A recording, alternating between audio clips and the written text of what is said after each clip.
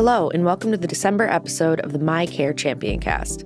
I'm your host, Lucia Matero, Director of Communications at the Michigan Health and Hospital Association.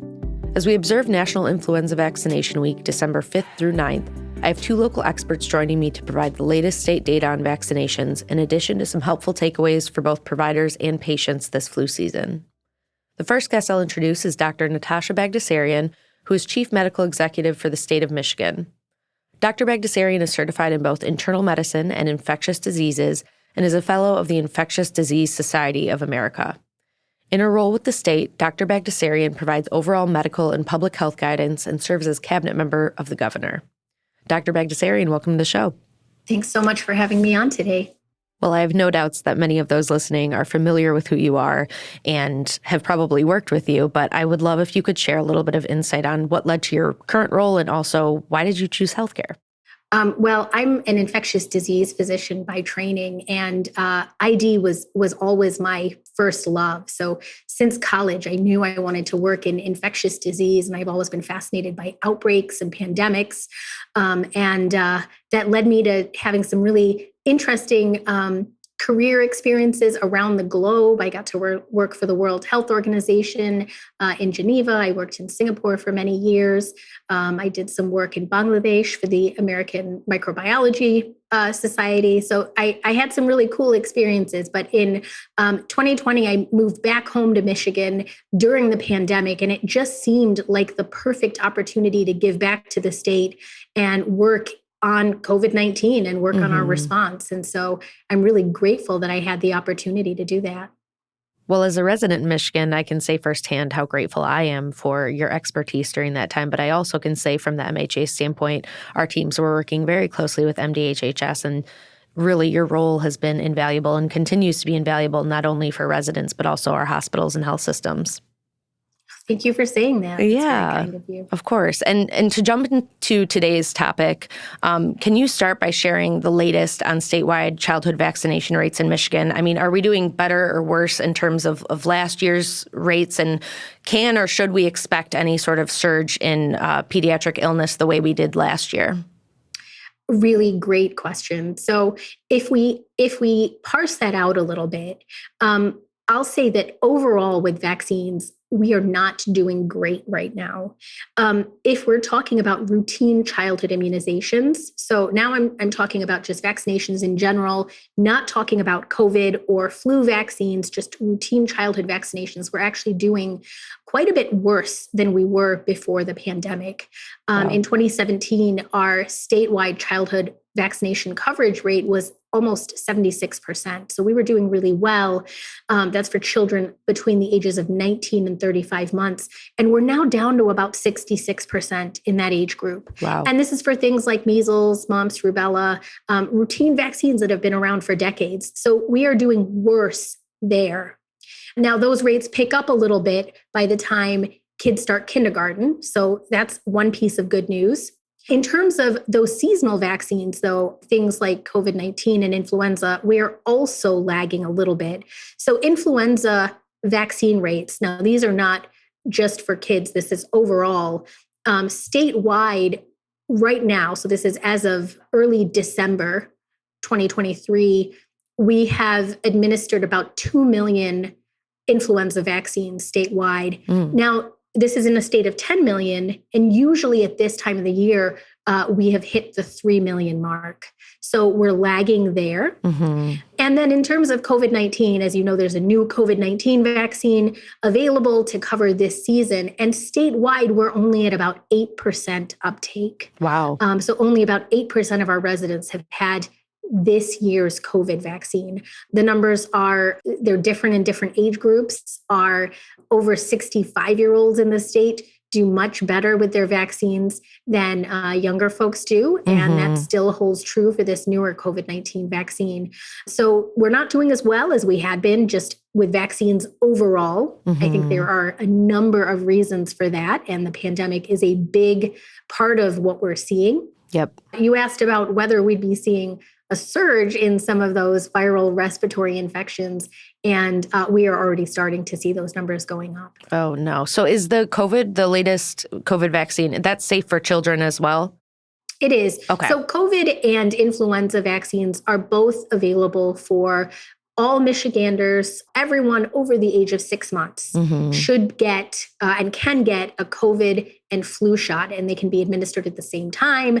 They're available in lots of places around the state, including health departments, healthcare systems, doctors' offices, and pharmacies. So lots of places to get those vaccines. We just aren't seeing a lot of uptake. There's also a new vaccine available this year. There's the RSV vaccine, and that's available for folks over the age of 60 or those who are pregnant.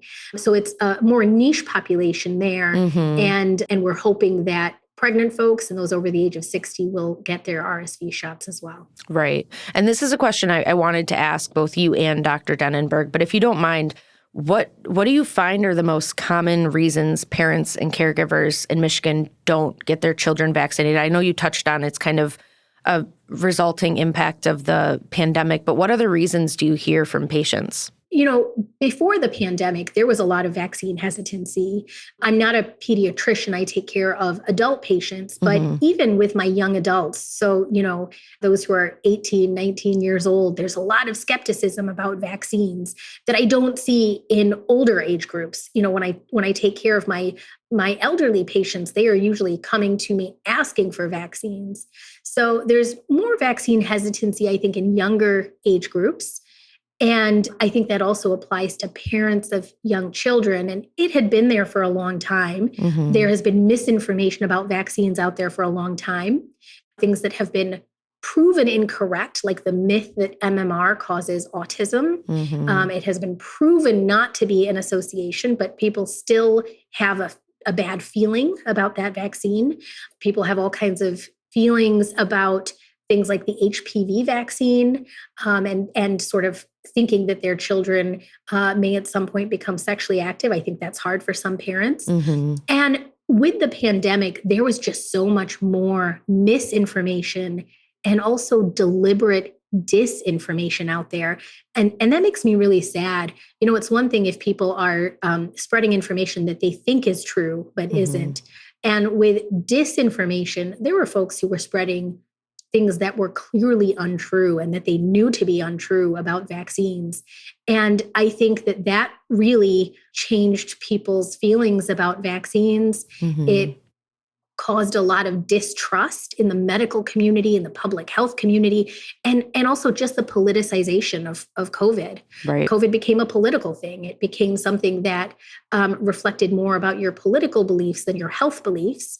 And I'd like to get us back to a place where we're just simply talking about health, because that's all this is. This is not a political issue at all. Right. And knowing that it has become such a polarizing topic as a result of the pandemic, what is the state having to do to address a lot of the misinformation that's out there?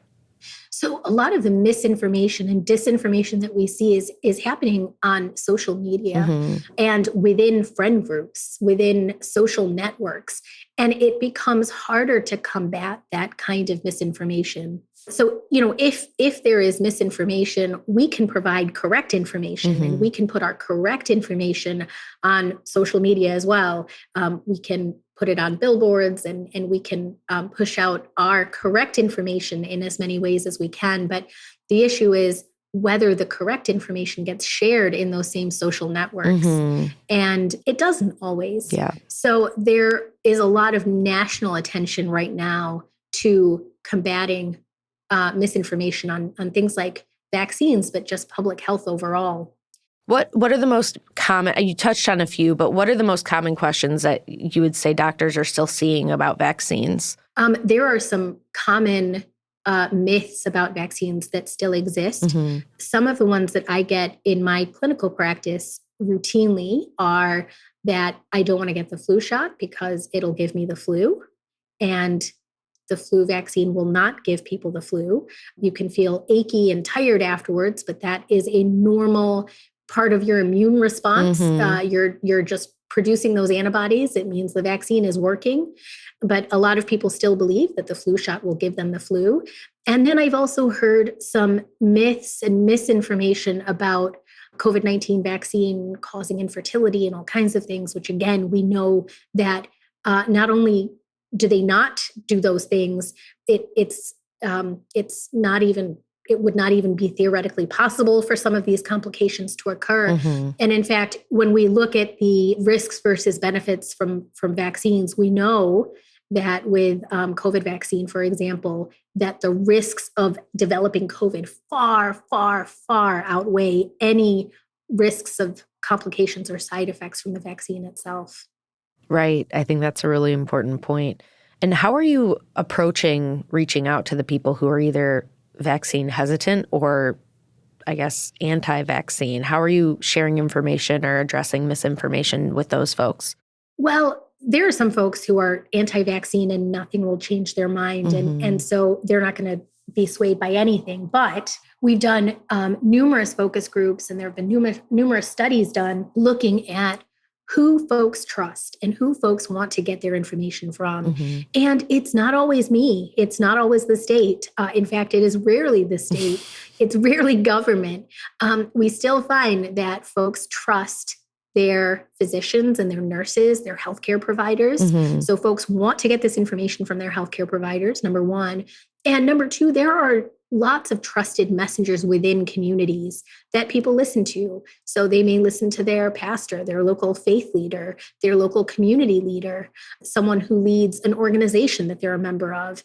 And those are the people that they want to hear this information from more than me, for example. And so part of what we're really doing is we're trying to work with the healthcare community to make sure that the healthcare community has the best information and can answer some of these difficult questions, but also to make sure that faith leaders and other community leaders have information and can also feel able to answer some of these questions about things that are sometimes outside of their purview. Well, that's kind of the perfect segue to my next question, which is how can hospitals and health systems support the state in their efforts to improve vaccination rates? Well, one of the things that we've seen is there are barriers to actually getting those shots in arms. Even when healthcare providers are having some of these difficult conversations about vaccines and talking about benefits of vaccines versus risks of illnesses, sometimes those vaccines aren't available to get right there and then. So if as a healthcare provider, I'm having a conversation about vaccines to either my patient or to a patient's parents, and I'm talking about how important it is to get vaccines. And at the end of the conversation, if they then say, gosh, I think this is a good idea. If I don't have that vaccine that day ready to be administered, if I then have to tell that patient, well, you have to make an appointment and come back in a month, or go to your local pharmacy, or go to our vaccine clinic, it is creating barriers. And it creates barriers for folks who don't have transportation, who can't take more time off work. For folks who just aren't really motivated to get vaccines, it's just an additional thing that they don't want to have to worry about. And so my ask of healthcare leaders is to really focus on that accessibility issue. I think that in terms of the conversations, healthcare providers know what to say. They know how to have these difficult conversations. We have difficult conversations about all kinds of things in our clinical practice. But if the vaccines aren't there to give that day, I think there are missed opportunities and we're losing people. So my ask of healthcare leaders is to please focus on accessibility. And there are still many, many primary care offices affiliated with large healthcare institutions that don't have COVID vaccine available, that don't have flu vaccine available, and that are in fact telling people to make a separate appointment. So accessibility is my big ask of everyone. Right. And along the same lines, what would you say is your biggest piece of advice to providers who may be dealing with either a lack of trust or just misinformation that they're hearing from their patients? How should they go about addressing those instances? Yeah, it's really difficult. And it's easier to give this advice than to be on the receiving end and have some of these difficult conversations. And I do both. And I think part of what I do is I have to get a sense of the room. So if my patient just is simply not going to hear about vaccines, then that's not really my time to force the issue. I need to back off. And sometimes this work is not done in a day. Sometimes these relationships need to be nurtured over time. Mm-hmm. And if folks aren't ready at one visit, maybe they'll be ready at their next visit. Maybe it'll take a long time for them to feel comfortable with you and feel that you're invested and that you're, someone that they can trust. So my first piece of advice is to really establish those relationships long-term if you can. So, this is not possible if you're working in an ER, but it might be possible if you're working in primary care. So I think that long-term trust is something that's really key, and also reading the room and knowing when is a good time to have the conversation versus when is a time to maybe back off. Right. I think building that trust, to your point, is so much about meeting patients where they are and understanding that they may be looking for information versus to be persuaded one way or another.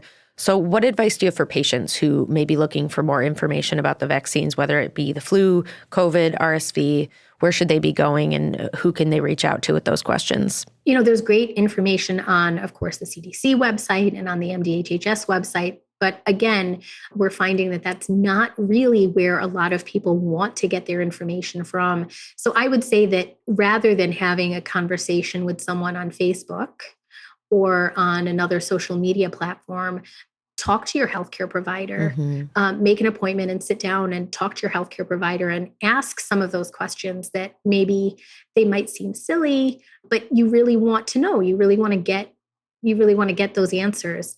So just make sure you're talking to someone who has background and training in healthcare and in immunizations, rather than listening to some of the voices on social media.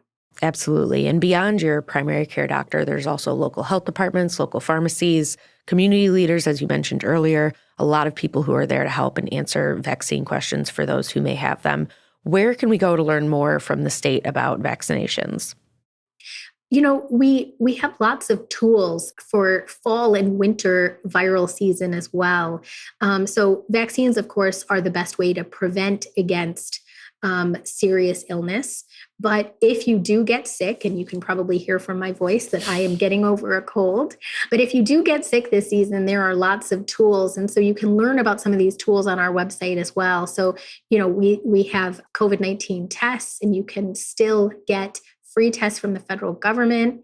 So it's a good idea to test for COVID. If you're unwell, we have therapeutics. So there are medications like Paxlovid that can shorten your duration and reduce severity of COVID-19. We've got medications like Tamiflu for influenza. So we do have other tools.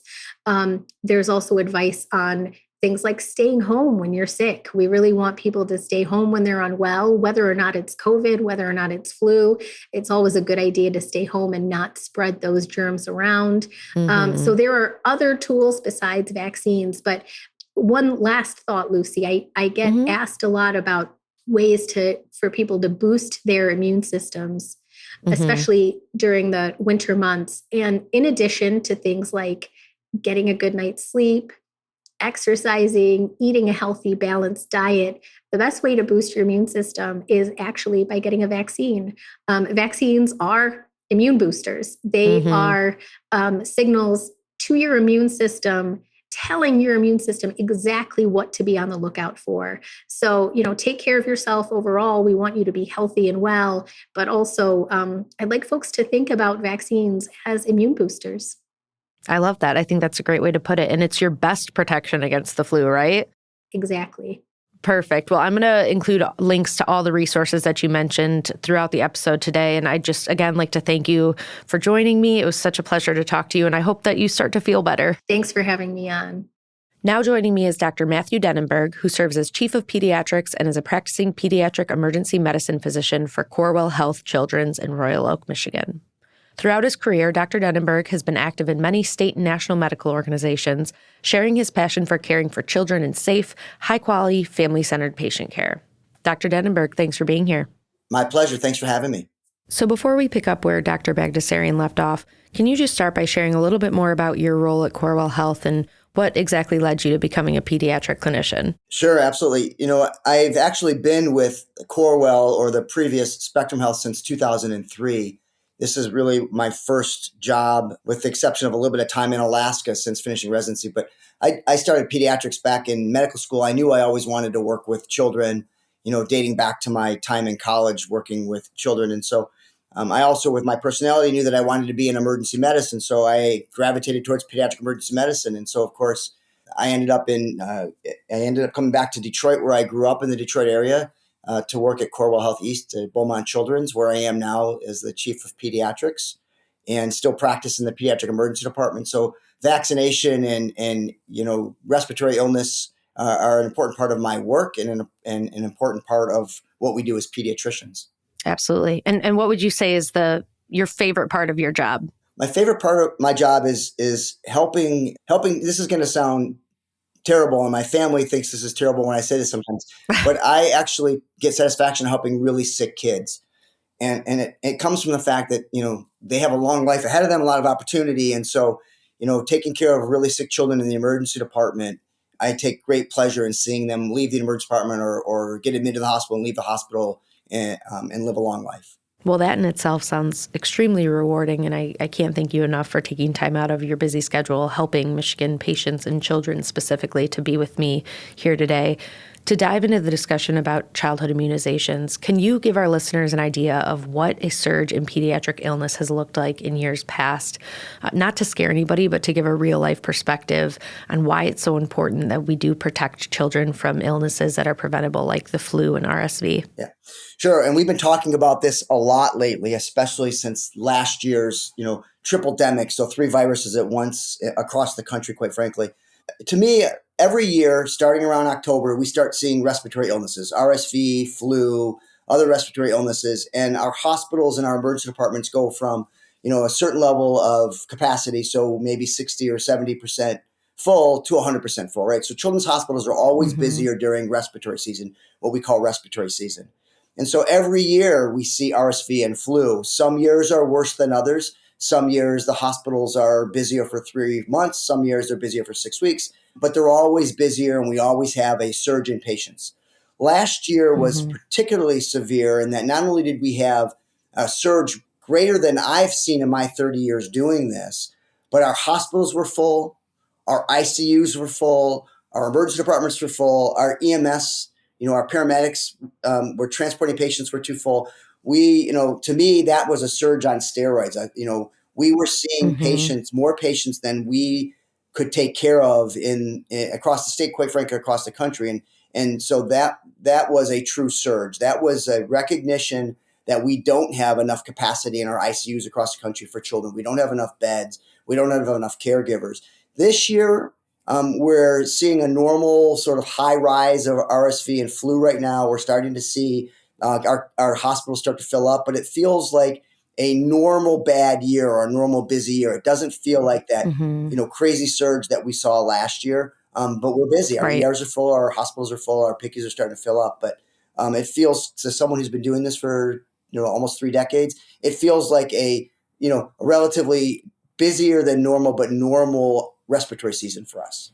That's good to hear. And I know that you did mention, staffing shortages and a lot of the challenges that hospitals are overcoming as a result of the pandemic made that triple-demic so much worse. Would you say, and correct me if I'm wrong, last year we had historically low vaccination rates across the state. Is that true? Do you think that contributed a large amount to the reason that hospitals were so overwhelmed by that pediatric surge? Well, I would maybe not, right? Because we didn't have an RSV vaccine last year, which we have this year.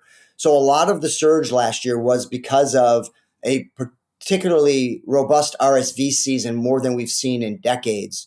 And this year we actually have an RSV vaccine. So we actually have a chance going forward to make a dent or make some progress in having less of an RSV season in the future. But last year, I think it's a combination of less flu vaccination, and I'm sure Dr. Bagdasarian spoke about that, less flu vaccination, more people, less COVID vaccination, right? So a lot, vaccination rates are certainly down.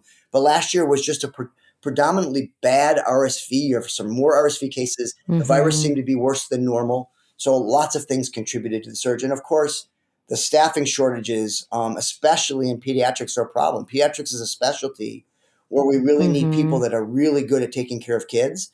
And we are short nurses and physicians in the ER and in the ICUs and paramedics and respiratory therapists and all the other people that need special skills at taking care of kids. Right. Absolutely. And there's so many opportunities across the state for the people that are interested in pursuing those careers. And I just want to shamelessly mention that we have the My Hospital Careers campaign page that I would encourage anybody listening that's interested in a healthcare career, whether it's clinical or non-clinical, to help fill those gaps and support the community and help everybody be healthier and support teams like Dr. Denenberg's who need it when people are especially sick. So I do want to ask, I didn't ask Dr. Bagdasarian this. When it comes to sites of care, I think every year we try to remind people when they should be going to the emergency room and when they might opt for something like an urgent care or their local pediatrician. What are the signs and symptoms that you would say are more on the severe side where they should be going to the hospital? And what symptoms do you think they're safe to either give their pediatrician a call or go to an urgent care nearby? Yeah, as a pediatric emergency physician, I'm a strong advocate of, not always, but if you can call your primary care physician or your primary care provider, APP or physician, and ask their advice, right? So, most of the kids that get RSV or flu or one of the other respiratory viruses this time of year do not need to go to the emergency department. They don't need to go to the urgent care. They don't need to go necessarily see their doctor. That said, difficulty breathing, persistent high fever, more than a day, not acting normal, dehydrated, the kinds of things that you would make a parent breathing fast, certainly call your doctor, find out what they say. And if you think you're too sick to call your doctor, bring them to the emergency department. And, God forbid you need to call 911. But if it's really, really struggling to breathe, but most kids that get RSV, and I tell this to people, if you take 100 children or babies that get RSV, about 20% of them probably need to see their doctor or be in the emergency department. And only about half of those kids or a third of those kids end up needing to actually be admitted to the hospital for support. So most kids that get RSV or the flu do just fine with outpatient, plenty of fluids, anti-fever medications, those kinds of things. I appreciate you mentioning that. I think a lot of people, and it's normal for parents to be scared and not sure what to do. And some people jump right to, let me take my child to the emergency room. But it's good to hear from a clinician that's not always the necessary step. And you might end up waiting longer in an emergency room for care, which could be, worse for the child who maybe isn't feeling well. So to get back to vaccinations and pediatric vaccinations specifically, what do you think are the most common, or I guess what do you see are the most common reasons parents and caregivers don't typically get their children vaccinated? Is it just general hesitancy, or what reasons do you hear from your patients? Yeah, so that's a really, really interesting question. And we use the term vaccine hesitancy. And I think we've seen a lot of press and a lot of conversation around, vaccine hesitancy the last couple of years, especially with COVID.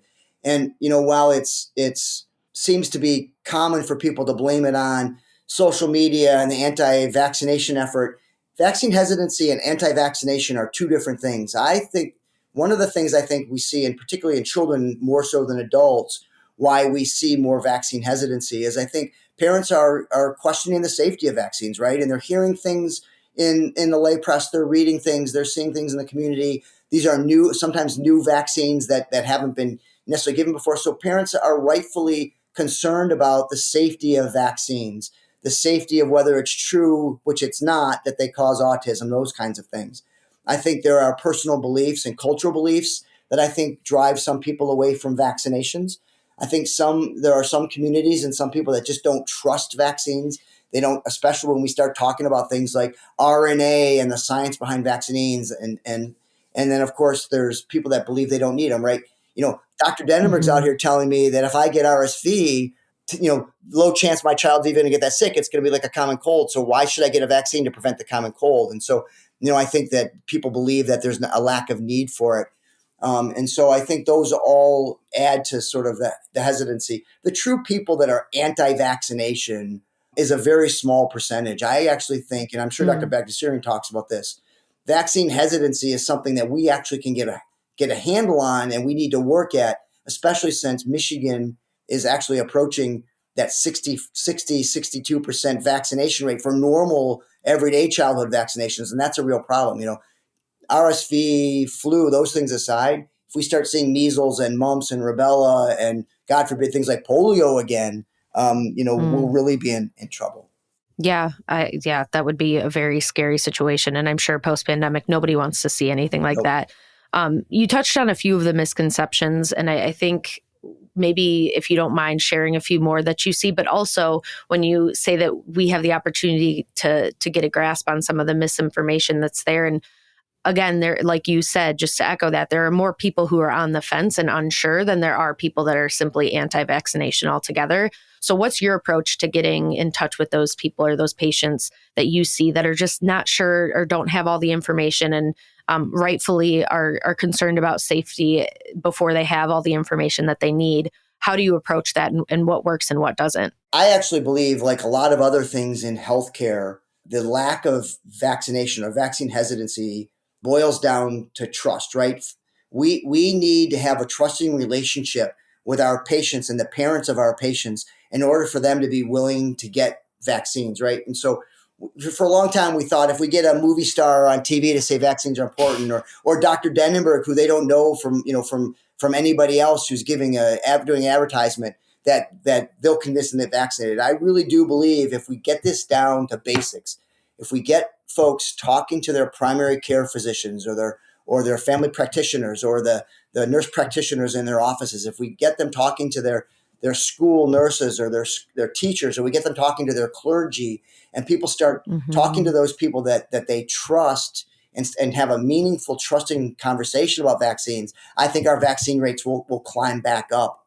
If we continue to just put on the news, vaccines are important, some famous movie star says, go get vaccinated because they got vaccinated, I don't think we're going to make as much progress as we want. We've got to get back down to basics. It's primary care physicians, it's the people that are trusted in the community, it's teachers, it's clergy, it's doctors, it's those groups of people that people trust, the same way we talk about any other kind of healthcare, taking medications, doing anything that's good for our health. We have to get down to that trusting patient doctor or patient trusted person relationship. Absolutely. I'm glad you brought that up. And the only thing I'd add there is like faith leaders, people that aren't necessarily on the medical side, I think are still trusted resources for information of how to stay healthy and safe. So yes, I agree with everything you said. We've had some great success when we get clergy or faith leaders involved in these conversations, especially we saw that during COVID. So I know I agree 100%. Yeah. Do you have tips or resources that you provide to fellow clinicians when it comes to addressing vaccine hesitancy? Is there specific tools that you use? Yeah, there's quite a bit of information, especially since COVID, because it's not that vaccine hesitancy and vaccine rates weren't an issue before COVID, although we were making progress. For example, in the state of Michigan, we were actually going up over the last decade, recovering from some problems we had decades ago. And so what we want to share with our providers and the folks that work for me is things like CDC, American Academy of Pediatrics, Children's Hospital Association, everybody, there are some toolkits out there. There are some things that we can use to talk in a trusting way about the effectiveness, the safety, where vaccines come from. So we share those tools with our providers. And then what I try and share with them is just get out there and spend some time with your patients. And if they're not ready to get the vaccine on the first visit, that's okay. Schedule them again in a couple of weeks and get them think about it. Let them go home and talk to their family, their faith-based leaders, their friends that have had the vaccination. You don't have to gain their trust back on the first visit. And so I think those tools that come out from some of the MDHHS, has incredible resources. The My Vaccine campaign itself has a whole section on talking about how do we get past vaccine hesitancy in a scientifically evidence-based proven way to help our patients. So yes, I appreciate you bringing up those resources. And I think that's such a good point that if a patient is hesitant about a vaccine, pushing them to do it in that first visit or even in the first couple isn't going to help them. I think if I was a patient and I was unsure and a doctor was telling me like, no, you have to do this, I might go the other way. I might think, well, why are you pushing this so hard? So I appreciate you mentioning that sometimes it's just about gaining the trust and giving people the information they need and the time to consider what's best for their family. The difference is it's the language, right? Hesitancy is not anti-vaccination, and it's not against vaccination. It's not never vaccination. It's I need a little more information to make sure that this is safe for my child. Right. And I think there's the people that are anti-vaccination. And again, to your point on like social media, it makes people afraid to admit if they're hesitant because they're afraid they're going to be grouped in with people that are absolutely anti-vaccine. And to your point, those are two totally separate things. For misconceptions, I know that these are probably, a lot of people listening have probably heard them, but I do want to run through a few. Does the flu vaccine cause the flu? No, the flu vaccine does not cause the flu. The flu vaccine can have some side effects like a little bit of achiness, low-grade fever, but it does not cause the flu. It triggers a reaction in the body that simulates the flu so that when you actually do get the flu, your body fights it faster and better. Perfect. And is it safe for children to get multiple vaccines in one visit? I think this is especially relevant if we're looking at now there'll be an RSV vaccine in addition to the flu vaccine. Could they get both of those in one visit? Yes, it's very safe. And in fact, I got my COVID vaccine and my flu vaccine on the same day in the same arm. So yes, it's very safe. In fact, there are even the childhood vaccinations. You can get all three at once. Now, some pediatricians give two at once because the families prefer not to have three shots at once, but you can get all your vaccinations at once. Good to know. I got both of mine at the same time too. So I appreciate you bringing that up. And the side effects were not bad at all. What does the flu vaccine, why does it change every year? The flu itself is a virus that every year it's a little bit different, right? So without getting too scientific, the way the virus causes infection, there's a coating on the virus that changes every year. And so what scientists and immunologists do is they try and predict with as much certainty as they can what next season's flu is going to be like. And they get some information from other parts of the world when they're doing that. And so they're pretty good, actually. The flu vaccine this year, from what I understand, is very effective. But they try and predict what's coming. And they've done a really good job over the years predicting. And so every year the flu is a little different. So they predict what it's going to be like. And then that's why it changes every year. Good to know. And then I want to close out with just a two-part question. And I know it may be repetitive to what you've already shared, but what would you say is your biggest piece of advice related to childhood vaccination specifically that you would leave first with parents, and then what advice you would leave with fellow providers? Yeah, and I'll tie those two together. For parents, communicable diseases and the illnesses that are preventable from vaccines can be life-threatening, and it's important to get vaccinations, not only for the safety and health of your child, but the community around them. And I'm not just talking about flu and COVID and the new RSV vaccine. I'm talking about the regular childhood vaccinations against measles, mumps, rubella, polio, so on and so forth. So I think it's important. I also think it's important for you to understand that we get that it's your child, and so we need to work with you. And this is the piece for the physicians. We need to work with our patients and families so that they trust us, trust in the science, trust in the vaccinations, so that we can help them help their child and help the community by getting vaccinated. So it's really helping the families understand how important it is to be vaccinated for the health of their child and for their family and the community, and how important it is as providers for us to step back and listen and help those that are a little bit hesitant to trust us and trust in the vaccines and get the vaccine. And so providers can't just rush in and say, this is the best thing, you better do this or else. And I think providers have to learn to sit back and realize that there is some hesitancy and they have to work through that. Absolutely. I think that is wonderful advice on both sides, and I appreciate you sharing that. Is there anything you would add just as we continue on? I know it's December and the respiratory illness season is well underway, but anything else you'd add? No, and it's funny. As an ER physician, I say the same thing whenever I get asked this question. Good hand washing, cover your mouth when you cough, get your vaccinations. If you're sick, try not to be around other people. And, like we have for a long, long time during cold and flu season, take normal precautions. If you can get the RSV vaccination this year and you're eligible, get it. Mm-hmm. Hopefully next year it'll be more widely available for a lot more people. But anything we can do to decrease the number of kids that get sick enough to need to be in the hospital will help us prevent those surges that we were talking about earlier. Perfect. I would love it. I would love it if everybody got vaccinated as an ER physician, put me out of business. Yeah. Oh, I would love that too. But also I want you to have a job. So, all right. Well, thank you so much for joining me today, Dr. Denenberg. I know we haven't had a chance to work together before, but I've heard wonderful things and I've seen you speak on this topic, and I'm just so grateful that we had a chance to get on your schedule. Where can our listeners go to learn more about Corewell Health? CorewellHealth.org. And I think the Beaumont Children's website, beaumontchildrens.org also, but I think CorewellHealth.org is where they should go. Perfect. Well, I will include a link to that in the episode's description, and I would just encourage anyone who isn't to subscribe to our podcast And we will be back in January with a new episode. Thanks for listening. Thank you, Lucy.